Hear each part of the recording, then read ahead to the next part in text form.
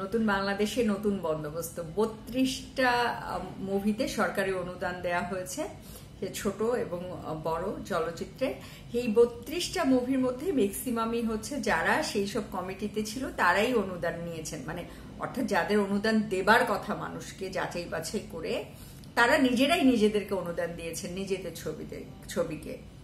মানে এবং এটা হচ্ছে তারা বলছে যে এখানে তো কোনো নিয়ম নাই যে আমরা আবেদন করতে পারবো না, এটা যে ইন্টারেস্ট অফ কনফ্লিক্ট হয় এই বোধটাই তাদের নাই, বা মানে এই বোধের মধ্যে থাকার মতো অবস্থাতেও নাই। ছোট মুভিগুলোতে 20 লাখ টাকা, বড় মুভিগুলোতে হচ্ছে 75 লাখ টাকা করে নিয়েছে। ওফ, দারুণ, মানে কি বলবো, এক একটা এমন ঘটনা ঘটছে, হ্যাঁ, সেই ঘটনাগুলোর মানে বর্ণনা করার ভাষা আমি হারিয়ে ফেলছি, মানে কোনো কিছু বাদ দিবে না। মানে তারা দেশ, আমি কি বলবো, গত 10-11 মাসে তারা যেখানে যেখানে হাত দিয়েছে সেখানে সেখানে তারা মানে মাটি উর্বর করে একদম ফসল ফলায় ফেলছে, মানে গোলা ভরা ধান, পুকুর ভরা মাছ এক একজনের ঘরে। মানে ধরেন যে ক্রিকেট, বিসিবির ফারুক সাহেব তিনি এক কাণ্ড করলেন। এখন দেখেন চলচ্চিত্র অনুদান কমিটি, মূল্যায়ন কমিটি ছিল, তারা নিজেরাই অনুদান নিয়ে বসে থাকলেন।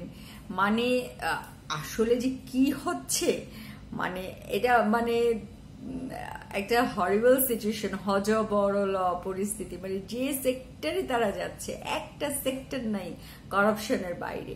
মানে আগের করাপশন তো তবু বলা যেত, নতুন দিনের নতুন বন্দোবস্ত, নতুন করাপশন। আর একটা মজার ব্যাপার কি জানেন, মানে তারা যাদের সমালোচনা করে, তারা যাদেরকে গালিগালাজ করে এইসব জায়গায় আসছে, তারা তাদের রোলেই প্লে করতেছে। মানে আমি সামটাইমস কনফিউজড হয়ে যাই যে মানে আমার মনে হয় যে বিগত আমলেই আছি, শুধু চেহারাগুলো পাল্টাইছে, মানে মুখপাত্রগুলো পাল্টাইছে কথা বলার।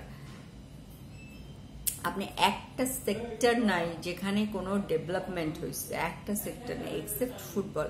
সেই ফুটবলের মধ্যে মানে ফুটবলটা ভালো অবস্থায় আসছে, থ্যাংক গড, যে ফুটবলে হচ্ছে তাবিদ আউয়াল এটার সভাপতি হয়েছে। যখন এটার ইলেকশন হচ্ছিল আমার তখন মনে হয়েছিল অক্টোবরে, গত অক্টোবরে 24-এর, যে এটার ইলেকশন হওয়ার কি দরকার।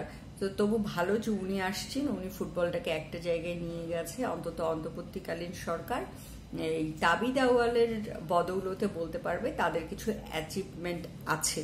হ্যাঁ, মানে সেই অ্যাচিভমেন্টও, মানে আপনারা তো আসিফ ভুঁইয়াকে জানেন, সে কি কি কর্মকাণ্ড করছে, তার দ্বারা যে ভালো কিছু হওয়া সম্ভব না এটা অলরেডি ক্লিয়ার। কিন্তু তাবিদ আউয়ালের কৃতিত্ব সে অনেকখানি নিয়ে নেবে।